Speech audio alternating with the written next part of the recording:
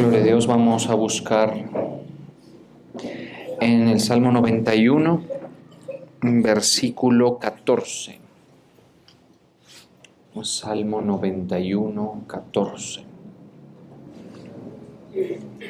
Dice la palabra: por cuanto en mí ha puesto su amor, yo también lo libraré, lo pondré en alto por cuanto ha conocido mi nombre. Me invocará y yo le responderé. Con él estaré yo en la angustia, lo libraré y le glorificaré. Lo saciaré de larga vida y le mostraré mi salvación. Por ahí escucho un chiquito ahí que de pronto podía irse al cuartico de niños para que no esté incómodo aquí. Bien,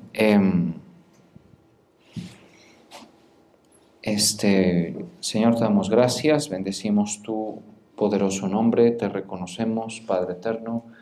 Hoy te damos a ti todo el reconocimiento y el honor, Padre, en medio de nosotros como iglesia tuya.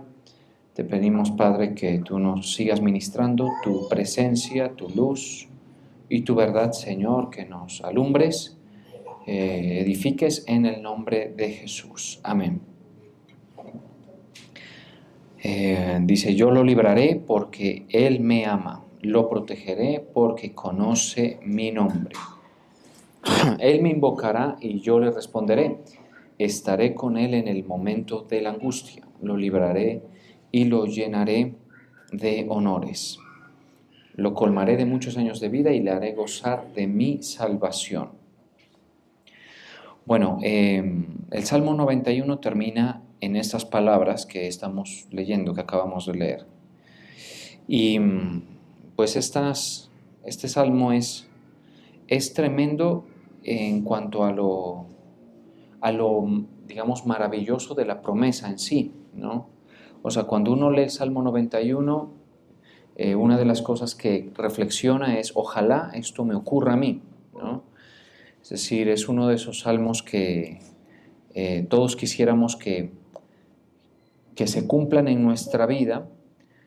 Incluso es tan bonito que es donde normalmente la gente pues le gusta abrir la Biblia, ¿no? Digamos, en la sala de la casa, digamos. Donde normalmente está es en el Salmo 91. ¿Por qué? Bueno, porque es un salmo alentador, que nos da confianza, que nos da tranquilidad leerlo, porque entonces si pasamos por la angustia y si estamos atribulados por X razón, pues vamos a estar en una autopercepción, digamos, de estar bajo la sombra del Omnipotente, bajo sus alas. Porque también hay que decir que lo más célebre del Salmo normalmente está en los versículos 1, 2, 3, por allí, ¿sí? En los cuales encontramos esas frases que dice: el que habita al abrigo del Altísimo, ¿sí?, morará bajo la sombra del Omnipotente. Esas son como las frases más célebres. Pero en la parte final termina como lo acabamos de leer, y que incluso pues para nosotros es familiar porque ya lo cantamos y todo lo demás, ¿no? Un salmo que uno quiere pues que se le cumpla, que le ocurra eso. Ojalá, digamos, es como un seguro, ¿no? El seguro es ojalá que no se llegue a necesitar, que se haga efectivo un seguro, diga usted, para un carro o para X razón, un seguro de salud o un seguro de vida. Ojalá que no sea necesario. Algo así yo percibo también este salmo, porque entonces aquí habla, por ejemplo: no temerás al terror nocturno. Entonces eso es algo que ojalá, digamos, uno no quisiera temer. Ni saeta que vuele de día. Esto es una situación prácticamente bélica, digámoslo así. Saeta ya es una terminología ante todo militar. Pestilencia, esto ya es otro tipo de problema, un tema biológico, digamos, ¿no? Como una enfermedad o como algo que afecta la condición biológica. Ni mortandad, también. Entonces son cosas que uno dijera, bueno, que no nos ocurrieran, pero esos son pensamientos que deben colorearse, digamos, con un poquito de detalle y profundidad en la lectura, porque nosotros nos vamos a dar cuenta cuando lo vamos leyendo que esta es una promesa, ¿sí? No es una, digamos, algo que el Señor entrega incondicionalmente, no. Eso es una promesa, una oferta del Señor, ¿sí? Que se puede acceder a ella. No es algo que vemos que ocurra necesariamente en la tierra, ¿sí? No vemos, por ejemplo, que el mundo en toda su extensión, las generaciones, gocen de este favor especial del Señor, ¿sí? Porque vemos todo lo contrario. Pareciera que nosotros hemos escogido otra sombra a la cual escamparnos, digámoslo así, o quizá eh, acomodarnos, ¿sí? Porque la sociedad, las naciones, las generaciones de la tierra, probablemente algunas de ellas pueden experimentar todo menos estas promesas que están aquí, ¿sí? Entonces uno dice, bueno, parece ser que el Señor es obvio que no se la está dando al mundo, ¿sí? Si la saeta vuela de día, vamos a poner este ejemplo, que no es nada menos que un arma que amenaza la vida, no todo mundo está cubierto de eso, ¿sí? No todo mundo está protegido, todos quisiéramos estarlo. Tan pronto como se escucha o se vive cerca de estas amenazas, pues podría ser que uno en el primero que piense sea en el Señor, ¿sí? Y eso nos lleve a nosotros a pensar, bueno, pero tú prometiste, sí, claro, pero es que la promesa pues tiene sus, ¿no? Sus consideraciones, ¿no? Y por eso es que vemos un mundo que innegablemente y casi que no hay lugar al debate, en el que le vemos más desamparado, más desprotegido de lo que nos gustaría admitir, ¿sí? Aún vemos unas naciones desprotegidas, donde ocurren cosas indeseables, donde los que se supone que no deberían sufrir, sufren, y uno dice, bueno, ahí entonces, ¿qué es lo que ocurre?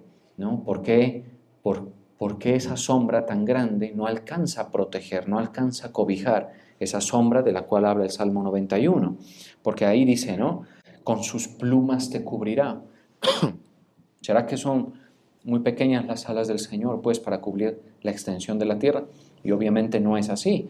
¿Sí? Al Señor le cabe la tierra en sus manos prácticamente, si queremos, ¿no? En la condición de relativismo que nos da a entender el tamaño que Él tiene, digamos, por la revelación escritural. Entendemos que hay un tamaño relativo del Señor en la que es tan pequeño como para tratar con nosotros, pero a la vez tan grande para contener en sus manos la tierra y apaciguar una tormenta, por ejemplo, y sostener los cimientos de la tierra y todo, y que por lo menos en su mente le quepa todo lo grande que es el universo, ¿sí?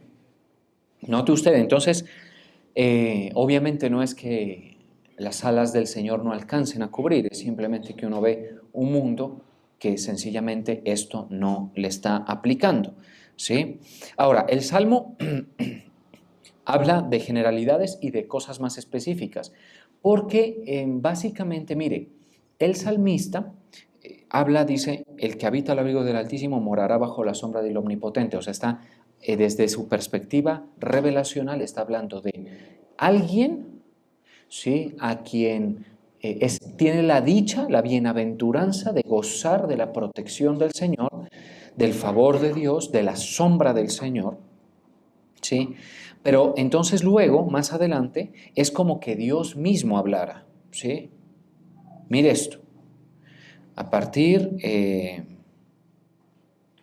del versículo, bueno, un poco antes, desde el 12 quizá, ¿no? Pero desde el 14, que es donde empezamos la lectura, vemos que es como que el Señor nos habla, dice, por cuanto en mí ha puesto su amor. Ya es diferente, no es que el salmista está hablando desde su perspectiva diciendo el que habita, sino es como que el Señor interrumpiera el flujo, digamos, poético del salmista para decir ahora hablo yo, ¿sí? Porque está correcto, digamos, el sentir del salmista, pero ahora le dice ahora hablo yo. Antes de eso, mire lo que dice, hasta el 11 y el 12, por favor, síganme, ¿vale? Yo sé que tienen sus, digamos, el peso del día, todo esto, pero tratemos de conectarnos bien con la palabra. En el 11 y el 12 sigue siendo el salmista, digamos, en su flujo poético y revelacional, insisto, hablando, dice, no te sobrevendrá mal ni plaga tocará tu morada, el 10. Luego el 11 dice, pues a sus ángeles mandará. Sigue Dios estando en tercera persona. ¿Se nota usted? Sigue estando allí como describiendo una situación. A sus ángeles mandará cerca de ti que te guarden en todos tus caminos. Y sigue hablándole a alguien. O sea, el salmista está diciéndole a alguien que goza del favor de Dios lo que le va a acontecer por cuenta de esa protección, por cuenta de ese favor, de esa gracia. En el 12 dice, en las manos te llevarán. ¿Quiénes? Pues los ángeles, ¿sí? Para que tu pie no tropiece en piedra. Sobre el león y el áspid pisarás. ¿Sí? Hay otra versión que dice sobre el león y la cobra. O sea, estos son cosas que uno dice, todo es metafórico, todo es alegórico, todo es poético, a tal punto que uno tiende a pensar, eso significa una protección sobrenatural de Dios, pero no ocurre. Pero no es así. Es a la vez metafórico, alegórico y todo, pero también es a la vez literal. Porque, por ejemplo, en el caso de Daniel pudo experimentar la protección de no ser comido por leones, por ejemplo. ¿Se da usted cuenta? O sea que en tanto se vuelva la necesidad literal en la vida de una persona, en tanto eso se vuelva literal, literal va a ser, ¿sí? Ahora, si usted tiene una amenaza de esas pequeñas, ¿sí? Que uno las agranda, digamos, que uno las magnifica, ¿sí? Y uno dice, ni saeta que vuele de día y todo es espiritual y uno no lo ve así como físicamente, como literalmente, también aplica, ¿sí? Pero es tanto literal como metafórico, digámoslo así, para la vida de un creyente. ¿Sí? Sobre el león y la cobra pisarás. Y esto, por ejemplo, entonces el león, ahí está el ejemplo de Daniel, y de la cobra del apóstol Pablo, porque si bien no tenemos certeza de que haya sido una cobra, no es menos cierto que lo mordió una serpiente, inoculó su veneno y no le hizo daño. ¿Qué nivel de protección del Señor? ¿Sí? Entonces note usted, yo quiero llevarlo a usted a realzar un poco las declaraciones de este salmo, porque probablemente le esté ocurriendo ya en este punto algo como lo que me ocurrió a mí. Dice, yo quiero estar bajo esa sombra, digamos. Yo quiero toda mi vida, quiero estar bajo esa sombra. ¿Sí? Considero que no hay mejor condición, más, digamos, interesante para nosotros que estar en esa condición de protección tan bonita y de respaldo y todo eso. Vuelvo a repetir, antes de que las leamos, tiene sus condiciones, ¿no?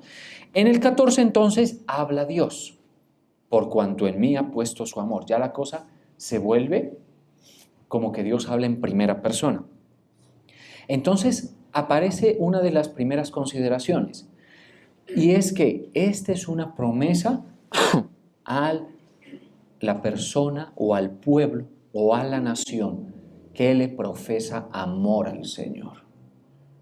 Ahí ya la cosa es distinta, ¿sí? Nosotros hablamos de la fe, hablamos del temor de Dios, todas estas cosas que son pilares, digamos, de nuestra conducta, de lo que nos ha sido revelado. Por ejemplo, es sabio temer a Dios, ¿cierto que sí? Es tan sabio temer a Dios que el principio de la sabiduría es el temor al Señor. Pero cuando hablamos del amor al Señor, ese es un tema muy etéreo, digámoslo así, muy difícil, ¿no? Así como las relaciones interpersonales a veces ni siquiera pueden definir el amor de los unos hacia los otros, y es como algo que no está, es algo muy subjetivo, y yo amo a mi manera, y yo tengo esta forma de expresar, dirá alguno.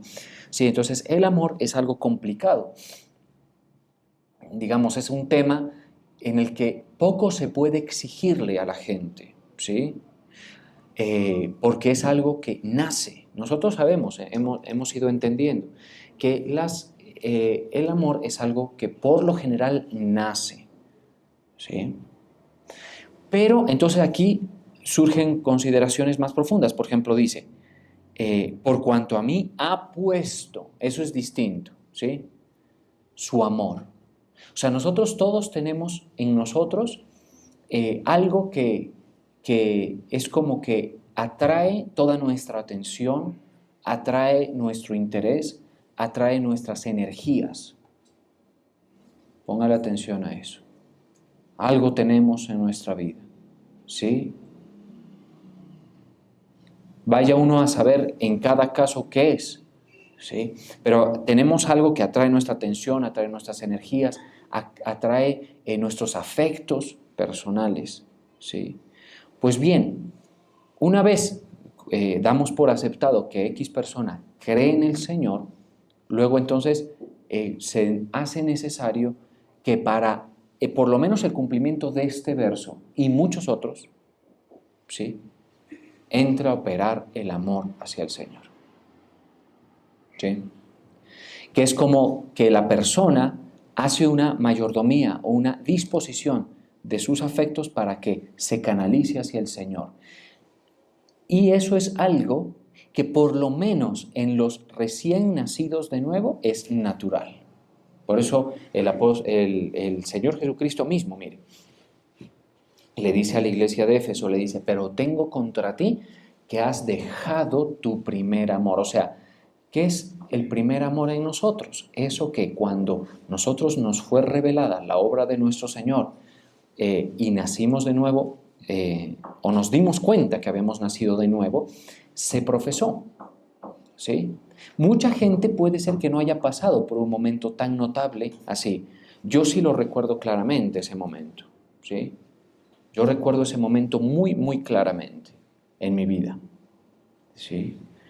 Y curiosamente no sucedió en las edades más tempranas, y yo era un niño, un joven, un adolescente, acostumbrado a escuchar gente relatar milagros, en nuestras propias vidas verlos, digamos, un joven, un adolescente adaptado, digamos, a la jerga de los grupos cristianos, como normalmente nosotros lo estamos. Pero no fue sino hasta algo por ahí de los 15 años en adelante que algo pasó en mi vida, ¿no? Y es como que las palabras de nuestro Señor se hubiesen revelado a mí, ¿sí? Y yo experimenté una reestructuración personal interesantísima. Es el momento que yo considero fue el nuevo nacimiento personal, ¿sí? Y mire, son años que pasaron escuchando. ¿Por qué? Porque el nuevo nacimiento ocurre cuando oímos la voz del Hijo de Dios, como muertos que somos, oímos la voz del Hijo de Dios y cuando lo oímos, tomamos vida. Cuando hay fe, cuando hay la fe necesaria para pararle la oreja al Señor, que es la mínima, ¿cierto? Eso es lo mínimo. ¿Sí? Este mundo, por ejemplo, valga la aclaración, no podemos ni siquiera exigirle ese nivel de fe, pues ni siquiera, ¿qué vamos a hablar de amor al Señor? No, ¿sí? Pero entonces surge un primer amor, que es donde nosotros encontramos que nuestros intereses se canalizan hacia el Señor. Ojo a esto, si eso ocurrió en su vida en algún punto, por la razón que haya sido, que usted encuentre como conexidad, una aflicción, por ejemplo, ¿sí? O usted encuentre conexidad por un evento en la vida y usted diga, a raíz de esto, yo recibí el mensaje del Evangelio y lo creí y ocurrió eso y usted lo percibe, eso es su primer amor. Ahí casi que nadie le tiene que exigir nada aún, ¿sí? Eso, por ejemplo, mi padre cuando lo relata, cuenta que cuando se convirtió al Señor, se transformó todas las rutinas de la casa, que es algo complicado de lograr, y entre más viejo sea uno más, ¿sí? Yo recuerdo eso visto desde mi pequeña perspectiva, desde un niño, ¿sí?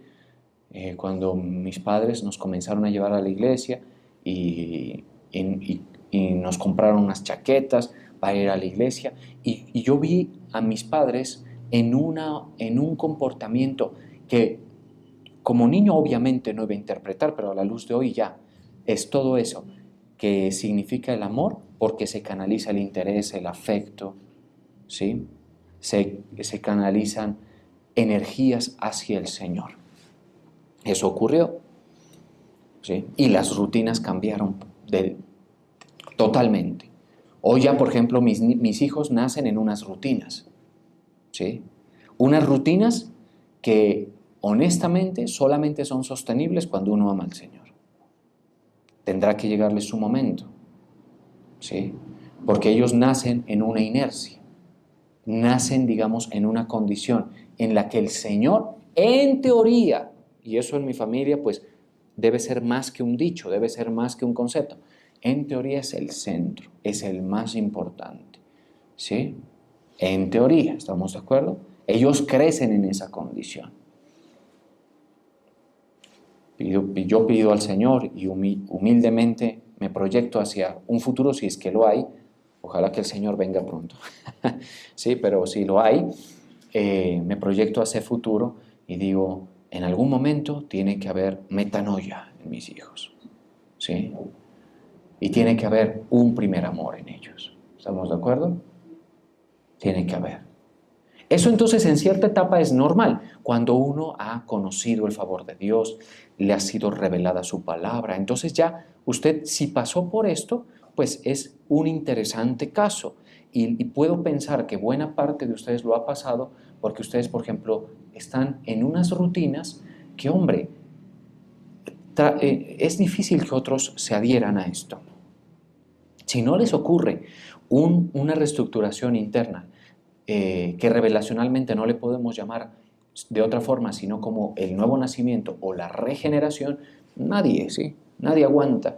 Por eso es que, por ejemplo, cuando ustedes traen a una persona nueva, le comparten y todo eso, hay que ser pacientes. Lo más seguro es que no vuelvan. Sí, yo hace unas cuantas semanas llevé a un compañero del colegio que me ha costado llevarlo, hermano. Sí. O sea, yo y mi esposa no me deja mentir. Cada vez que he podido, he tratado de llevarlo, pero es esquivo hasta que se presentó una situación en la que no pudo decirme que no. Y lo llevé. Y ¿sabe qué tengo que hacer? Yo no puedo dejar eso ahí. En algún punto tengo que llamarlo y decirle, hermano, con otro cuento, ¿no? Vení, vamos a, qué sé yo, tomarnos o comer unos pastelitos por acá que están buenos, ¿sí? Y vamos, y ahí lo cojo para llevarlo, ¿sí? A que vuelva a escuchar. Porque si en una persona como yo, que nace bajo, digamos, una ducha de estímulos que tienen que ver con la escritura y todo eso, se puede demorar una metanoia, lo que les cuento que se demoró. ¿Sí? Y eso hay que acompañarlo con oración. Y otra vez, vamos, ¿sí? Por eso, en nosotros debe haber ese sentir, digamos, de facilitarle a la gente el conocimiento y saber que son muy escasas las ocasiones cuando eso ocurre de forma fulminante, digamos, en una única vez. Lo llevaron, algunos ni siquiera los llevaron, pasaban, ¿sí? Son escasas las situaciones. Pues ese no fue mi caso, por lo menos. Y creo que no ha sido el caso de un buen puñado de ustedes. ¿Estamos de acuerdo? Pero entonces hay el amor. ¿Qué ocurre cuando está el amor? En el amor uno no siente la carga de un horario, por ejemplo. Uno no siente la exigencia de las energías. Uno no siente nada de eso. Uno se interesa por la escritura, por lo que está puesto a disposición de la palabra del Señor. Eso nos ocurrió, ¿cierto? Bueno, eso es una cosa natural en la iglesia de Cristo. ¿Sí? Ahora, ¿qué ocurre? Luego, como todo en la vida, uno tiene que hacer mayordomía. Si uno no presta atención, van a haber cosas que comienzan, digamos, a distraerlo a uno, a sacarlo, ¿sí? A robarle el afecto por las cosas del Señor. Y entonces ahí ya cabe perfectamente ese llamado de atención que hizo nuestro Señor a la iglesia de Éfeso cuando le dice, arrepiéntete y haz las cosas del principio. Las cosas del principio son aquellas cosas que se hacían cuando estábamos volcados a Cristo, cuando estábamos volcados a Él. ¿Sí? Pues eso es lo que dice en la iglesia de Éfeso. Venga, permítame, le leo eso. Porque hay una expresión que no alcanzo a recordar, que puede ser un poquito más interesante de lo que lo estoy parafraseando.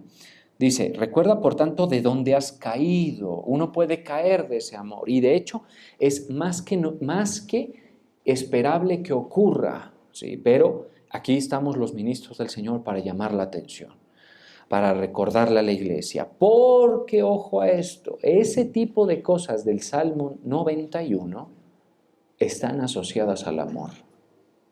O sea, el Señor no va a ser tu sombra si tú no lo haces tu sombra. ¿Me está escuchando? El Señor no va a ser tu escudo si tú no lo haces tu escudo. ¿Sí? En un sentido de amor, en un sentido de reverencia. No lo va a hacer. ¿Sí? El Señor no va a estar contento con ser despreciado por nosotros. ¿Sí? Y no le gusta, y ojo con lo que digo, pues a quien sienta que le va, pues, ¿no? Pero no le gusta que nada de lo que tenemos y Él nos ha dado compita con Él, ¿sí? Si Él nos ha dado, por ejemplo, salud, que no compita.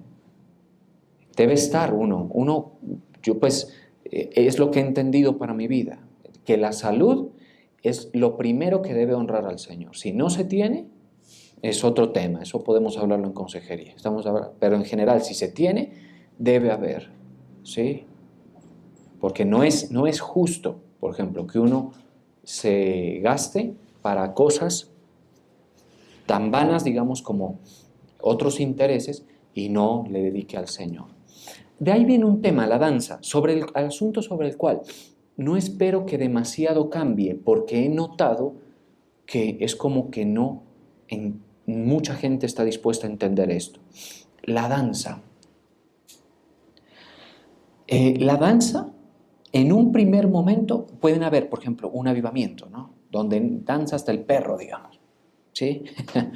Sí, yo he estado en avivamientos en nuestra iglesia, tiempos previos a que muchos de ustedes se vincularan a la fe. Los avivamientos de hace 20 años fácilmente, de hace 25 años, donde, por ejemplo, les comento esto, teníamos una empleada de servicio, una empleada doméstica, que iba a la iglesia, o sea, la llevábamos, ¿no?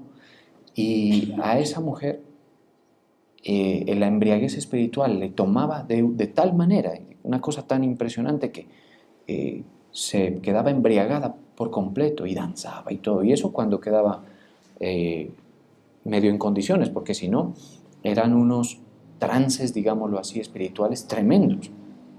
Sí. Imagínense el cuadro de tener que subir a la empleada de servicio al cuarto. En ese tiempo vivíamos en un tercer piso. ¿Sí? ¿Por qué? Porque fue a la iglesia. En cambio aquí, por ejemplo, estamos todos sobrios, todos tranquilos. Les voy a decir por qué. Porque lo que yo he entendido es que el mover del Espíritu que dio origen a este ministerio ya no es necesario. ¿Sí? Y eso es difícil de explicar, ¿no? Pero es una reflexión personal. Yo no puedo producir eso. Asimismo, el apóstol tampoco se propuso producirlo.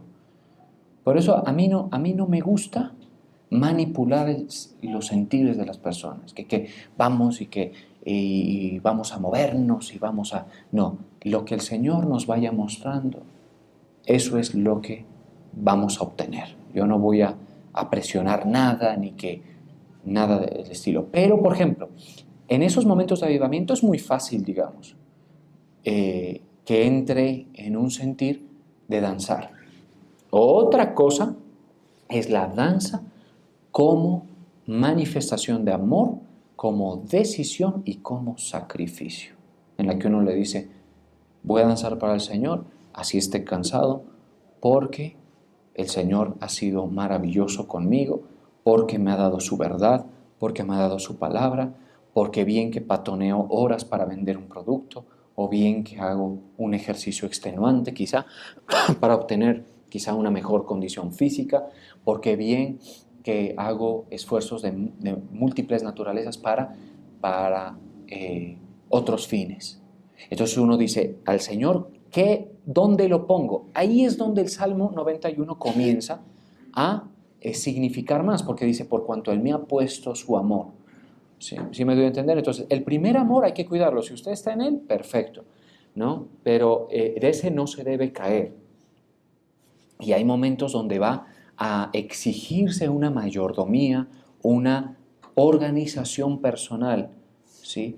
Ojalá que nosotros no seamos en lo que está descrito en la Escritura como los que aman el mundo, porque dice, el amor del Padre no está en él. Esto es peligroso, mire.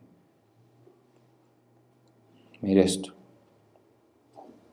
No améis al mundo, porque les cuento algo, aún en personas que han experimentado mover de Dios, no necesariamente significa que han tenido metanoia y tampoco mucho menos significa que esa persona ame al Señor. Es distinto. En cambio, el que ha nacido de nuevo, ese sí, tiene el primer amor. ¿Sí? Pero entonces dice, no améis al mundo ni las cosas que están en el mundo. Las cosas que están en el mundo no debemos amarlas. ¿Pueden requerir de nosotros una energía? Sí. ¿Puede significar un afecto para nosotros? Algunas cosas en el mundo sí, pero no compitiendo con el Señor, nunca. Y eso es bien complicado de hacer. Sí, porque hay gente que ama más al dinero que al Señor. Por eso nosotros con nuestras ofrendas servimos al Señor y amamos al Señor más que al dinero. Al final se reduce a eso. Moléstense, oféndanse quien quiera, pero al final se reduce a eso. Así con la plata uno le sirve al Señor o es que uno ama el dinero. ¿Estamos de acuerdo? Y hablamos, ahí sí hablamos más que todo de la ofrenda, porque el diezmo es otra cosa, eso es más un tema de conveniencia personal. Yo pienso que quien no lo practica pues está privándose de ese asunto. Pero bien, lo dejo ahí, porque en una buena parte de casos de ustedes se practica. O sea, yo lo que estoy haciendo es un entendimiento del asunto. ¿Cuánto vale el Señor para ti? Más que lo que tienes en el bolsillo, más que lo que tienes en proyectos, más que todo eso. Tanto como para que cuando estés en algún punto, el afecto te haga considerarlo al Señor, más que lo que tienes en el bolsillo, más que lo que tienes en el banco, más que... Todo eso es bien importante, mis hermanos. Al final hay cosas de la Biblia que solo se experimentan por el amor al Señor, no se experimentan por la fe solamente. ¿Sí? Eso es lo que trato de establecer. Mal hacemos cuando nuestra relación está desprovista de amor hacia el Señor. Y entonces ya vemos, por ejemplo, que hay gente que tiene una actitud muy, muy fea con el Señor, después de que han recibido honores, reconocimientos de parte del Señor, honra de parte de Él, favores, ¿sí? Donde está primero, por ejemplo, muchas otras cosas antes que... Y lo más triste es verlo en personas que en un tiempo andaban bien, o que, como dice el apóstol Pablo a los Gálatas, vosotros corríais bien. ¿Sí? Ojo con eso. Ahora, esto no se trata de concentrar la atención o el afecto de ustedes hacia la iglesia ni a nada. Si nosotros amamos al Señor, por ejemplo, un primer detalle, amamos la palabra. ¿Sí? Usted me dirá, ¿cómo yo sé que estoy en un momento, en una condición aceptable? Cuando la palabra del Señor es apreciada. Entonces, bien por eso. Mucha gente probablemente sí esté. Y más, por ejemplo, lo que es el mensaje puro del Señor, ¿no? Ese es más exigente todavía. ¿No? Otra cosa, si amamos lo que tiene que ver con el Señor. Por ejemplo, en este caso Israel, ¿no?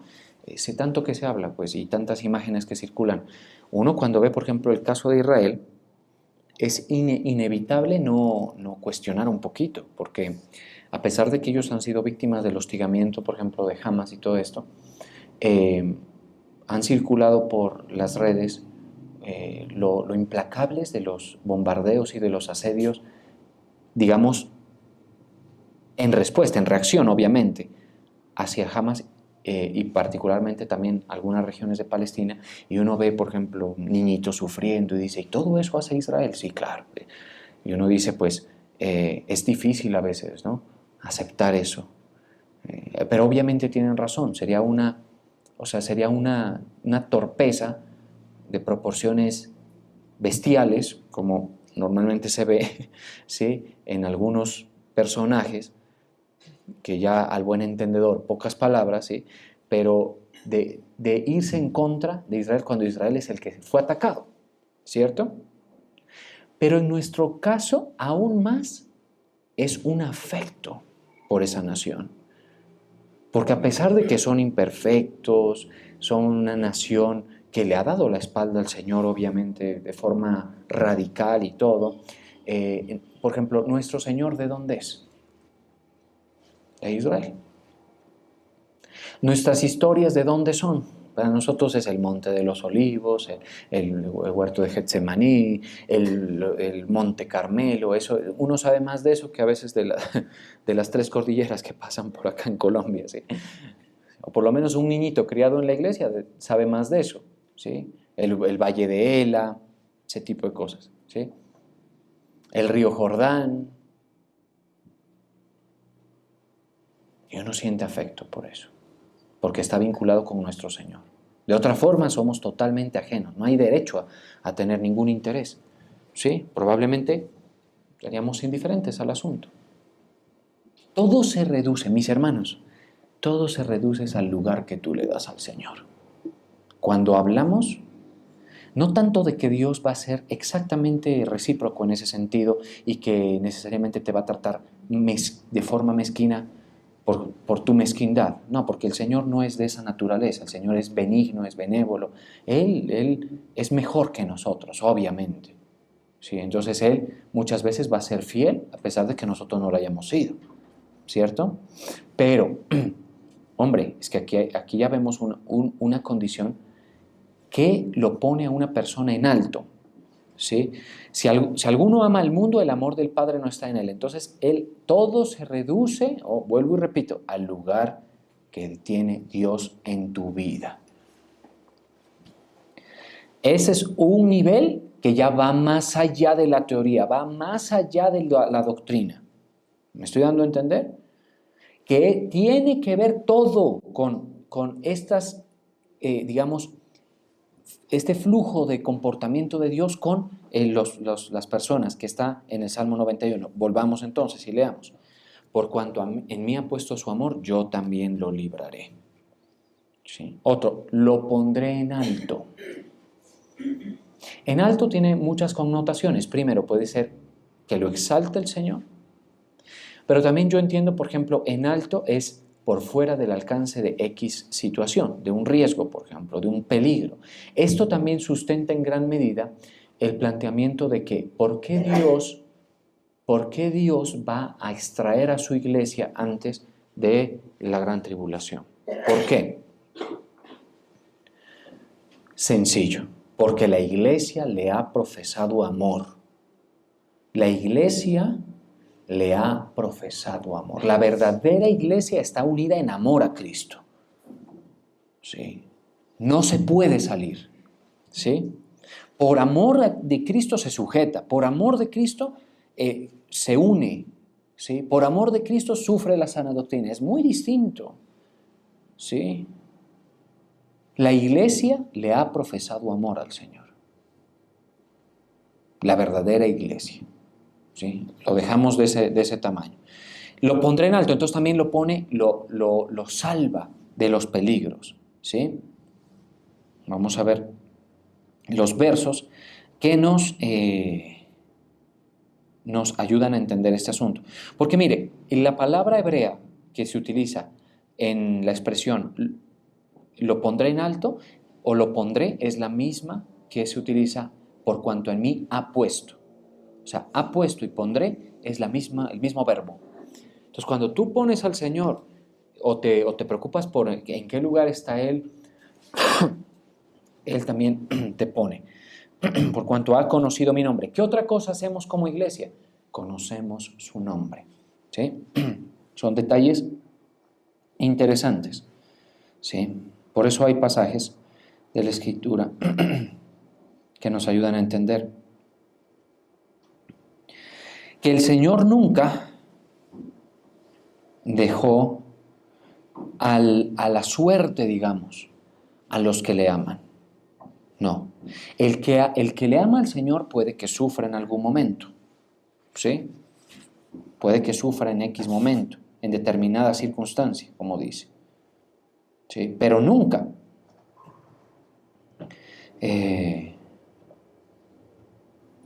nunca va a ser abandonado por el Señor. Por eso es que hay un pasaje que dice que a los que aman al Señor todas las cosas les ayudan a bien. ¿Sí? Vamos a ver. Ese es a la final a lo que se reduce todo. Así que mucho cuidado con las cositas, pues, ¿no? Simplemente les digo, ese tema hay que observarlo. Uno tiene que ser celoso con eso. ¿Sí? Tiene que ser celoso. Se reduce al amor.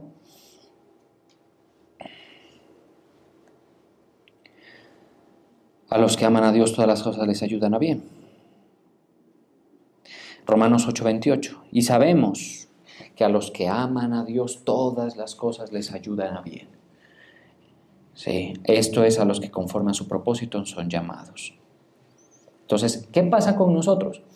Nosotros podemos vivir, por ejemplo, nos podemos ver afectados por el error de X persona, por el error de alguien, por nuestros propios errores. Nos podemos ver afectados por muchas razones. Pero si el amor del Señor es el eje, las cosas no van a alcanzar un nivel genérico, digamos, sino que el Señor va a ejercer su protección, su cuidado. Eso le pasó a David, precisamente. Estamos de acuerdo que David amaba a Absalón y a Amnón y a Adonías y por supuesto a Salomón y todos los amaba. Parece ser que los amaba como normalmente nosotros amamos a nuestros hijos en un sentido, digamos, un tanto incorrecto, ¿no? Donde no se ejerce la disciplina. Pero nunca, nunca se ve que el Señor amara más a sus hijos que al Señor, que a Dios. Y por eso cuando sus hijos, por los mismos errores de David, se levantaron contra él, David sufrió, David se desarraigó de su palacio, David la vio negra, como se dice, pero el Señor no le quitó. Como le digo, el Salmo 91 se va a cumplir en el sentido del amor que le profesamos al Señor. Yo también lo libraré y lo pondré en alto por cuanto ha conocido mi nombre. Me invocará y yo le responderé. Eso me parece a mí. Sí. Señor, que uno, ahí ya lo está invocando uno. Señor, ayúdame. ¿No? Señor, hace unos meses yo le hice una oración muy fugaz al Señor, de las que uno cree que no alcanzaron a llegarle. Porque fue tan rápida que uno dice, no, pues que esa oracioncita, ¿cómo? ¿Sí? Necesita una oración más grande, más importante, todo eso. Me asusté por algo, les confieso. Vi un problemita ahí personal que dije yo como que aquí no calculé, ¿no? Y está esta cosa complicada. Y me aparté un poquito y le dije, Señor, si me equivoqué, yo creí que estaba haciendo tu voluntad, porque en realidad lo creía yo. ¿Sí? Esa es otra, ¿no? Por ejemplo, el amor opera también en el sentido, y la fe y todo lo demás, pero el amor también opera en el sentido, digamos, de que muchas veces vamos a tomar acción en algo teniendo en cuenta lo que el Señor está diciendo. Yo me he metido en algunas cosas personales en las que solo lo he hecho porque he sentido que Dios me ha dado a mí una razón para hacerlo, una luz verde, pero ahí pensé que me equivoqué. Le dije, Señor, la verdad que me equivoqué. Me metí en esto pensando que estaba en tu voluntad. Ayúdame, si no estoy grave. Dije, esto está grave. Solo él y yo lo sabemos. Y se van a quedar ya sin saber ustedes. Sí. Y de una forma milagrosa, yo buscándome proveerme una solución, porque uno le ora, de esas cosas que uno no se queda quieto y es normal, ¿no? Uno dice, entonces voy a hacer esto, pero el Señor me envió una solución, hombre, que yo digo, esa oracioncita de escasos segundos, pues yo la sentí respondida, ¿sí? Yo la sentí respondida. O sea que cuando yo leo esto, cuando yo leo, me invocará y yo le responderé, yo puedo decir, por lo menos puedo considerar que esas oraciones, pues, fue el que me las respondió. ¿Sí? Y eso, hay niveles de personas que incluso más, digamos, antes de que pida ya está. ¿Sí? O sea, entonces, ¿y a usted no le interesa eso? Seguro que sí, por eso está aquí, ¿verdad? Y algunos de ustedes ya lo han experimentado. Algunos de ustedes marchan bien en ese sentido, pero quizá no todos. Y hay gente que quiere que Dios le ayude y que le funcione. Y entonces yo escuché una expresión de alguien que dijo, en la iglesia el único bendecido es el pastor. Sí, dijo eso, pero hace casi 28 años. ¿Sí? Dijo eso del apóstol, en ese momento no era apóstol, el único bendecido es el pastor. Sí, y es un criterio resentido, es un criterio como quien dice, yo no he experimentado nada, a mí no me da un buen trabajo, a mí no me ayuda en X situación, yo me he sentido solo, no he sentido la respuesta, ¿sí? Y entonces se envenena la persona.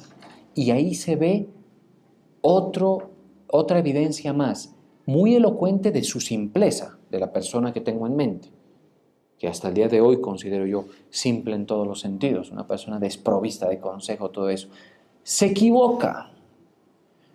Lo que pasa es que no todo mundo ha puesto al Señor donde debe estar, ¿estamos de acuerdo? Eso sí es muy diferente. Asunto en el cual el apóstol es un gran ejemplo, ¿sí? Digo eso, ¿ya? Asunto. Entonces no se equivoque. ¿Sí? Yo por eso no le tengo miedo a que ninguno de ustedes me desapruebe. Porque yo, desde que en mi oración personal, que a veces es larga o a veces es corta, desde que yo vea que la mano de Dios está dándome sustento, yo me siento tranquilo. ¿Sí? Y eso debemos aprender. Porque en mi altar no está ninguno de ustedes. ¿Estamos de acuerdo? Es en mi altar personal.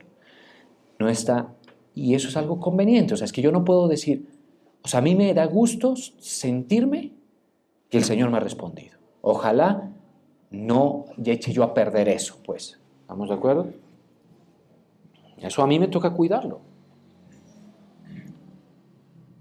Y entonces les cuento algo. Me ha mandado una solución y con mano poderosa me ha dado un espaldarazo. Tanto que me ha llevado a volver a creer que tal vez hice la voluntad en ese punto específico de mi vida. ¿Estamos de acuerdo? Uno ya comienza a decir, no, pues tal vez no me equivoqué. Tal vez sí era así, pero tenía que darse de esta manera, porque como usted sabe, el Señor pues tiene una forma de hacer las cosas muy distinta, ¿no? A la que uno piensa, todo eso. Entonces uno así, para que nosotros, si has caído del primer amor, pues pilas con eso, ¿sí? Y si no lo tienes, considera el porqué. Y en resumidas cuentas, entender el fenómeno. Me invocará y yo le responderé. Con él estaré yo en la angustia. Y lo libraré y le glorificaré. Y lo saciaré de larga vida y le mostraré mi salvación. O sea, digo yo, ojalá que nos ocurriera todo esto. Si estamos, por ejemplo, imagínense el amor de Daniel, ¿no? Eso ya es algo, por ejemplo, que ya yo desde mi condición de humildad, digo, eso ya es para otro nivel. Para que a uno le ocurra eso, uno tiene que haberle demostrado mucho al Señor. Eso de que el león no, o sea, que el Señor cierre la boca de un león o que anule el efecto de un veneno, por ejemplo, una cosa, ¿sí? Una cosa tremenda, ¿sí? Ya estamos hablando de un nivel excelso, digamos, de relación con el Señor. Pero la iglesia sí tiene que tener su eje en el amor. Y por lo menos uno, como ministro, debe estar molestando a la gente con eso. ¿Sí? Yo lo digo a los siervos, háganlo bien, hagan las cosas bien para el Señor. ¿Sí? Y a algunos, ¿a qué tengo que decir? Muy bien. ¿Sí? Yo no sé cuál será el premio, el galardón, la recompensa, pero por lo menos sé que el Salmo 91 sí se le va a aplicar completamente a una persona con esas características. Vamos a orar.